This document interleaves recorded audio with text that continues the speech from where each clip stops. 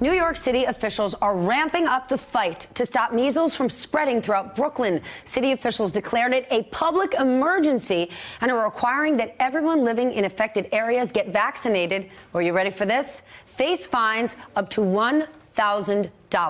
The measure comes as the United States is facing a massive spike in measles infections. Yes, in 2019, measles infections. 465 cases have been confirmed this calendar year. It is the second largest number reported since the disease was declared eliminated back in 2000. Measles is so contagious that if just one single person has it, up to 90% of the people who come close to that person and are not immune already could become infected. It can spread through the air for up to 2 hours after an infected person leaves an area. And infected people can spread measles for up to 4 days before and after symptoms start to appear. This thing is serious.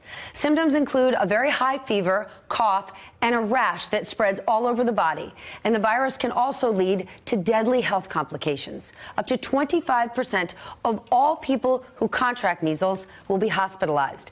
10% of children who get measles also contract an ear infection, which can lead to a permanent loss of hearing. And around 5% of children with measles get pneumonia, which is the most common cause of death from measles in young children.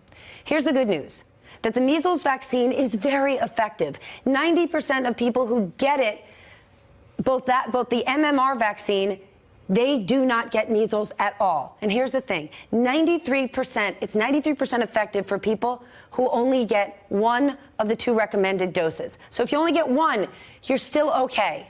But not everyone can get the measles infection. It is not approved for kids under the age of 1. The same goes for people who have other health issues, including a severe allergy to any part of the measles vaccine, or with a weakened immune system due to diseases like cancer or HIV/AIDS. I thought I knew a lot about measles. I learned a lot in there. Just think about that for a second. People who have cancer are obviously up and about in society. Imagine if they're on the bus. Imagine if they're on the subway, living their lives, going to work. Right. They could be faced with this. New York's City Commissioner of Health and Mental Hygiene, Dr. Axiris Barbeau, joins us now for more on how to stop this deadly virus. Thank you for being with us, Dr. Barbeau. The people who are immunocompromised or infants, we've just heard that this could be a death sentence for them if they get measles. Measles is very serious, and one of the things that you said I want to just emphasize, because that's really the crux of the matter here. People can be infectious when they're not having the rash. So you don't know unless they have vaccinations whether or not you are at risk.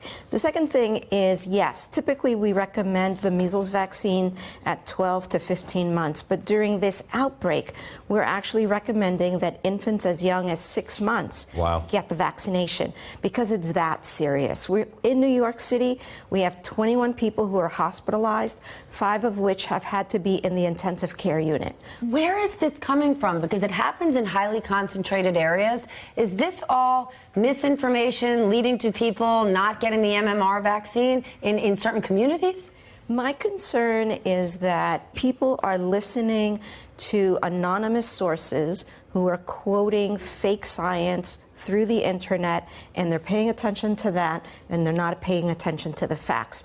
So our primary approach to this has been to make absolute clear evidence as available as possible, not only through our means, but through trusted voices in communities. Right now in Brooklyn, it's primarily the ultra-Orthodox community that is seeing the biggest outbreak. And so we are working through religious leaders to make sure that we get that message out. Are you getting resistance, and not necessarily from a particular community, but what do you do because people aren't casual about this? If people have decided they don't like vaccinations and immunizations, it's a big decision. They're not generally going to change their mind because you said so.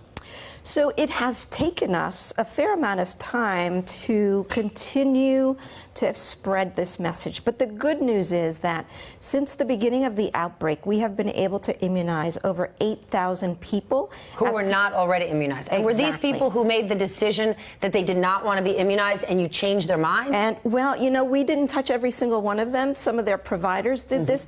But I think that really makes the point that whether it's the health department, whether it's somebody's pediatrician, or somebody's grandmother. We just need everybody to take it as seriously as we do, because I don't want it to come to a situation where someone has to die because of measles, and it's so preventable.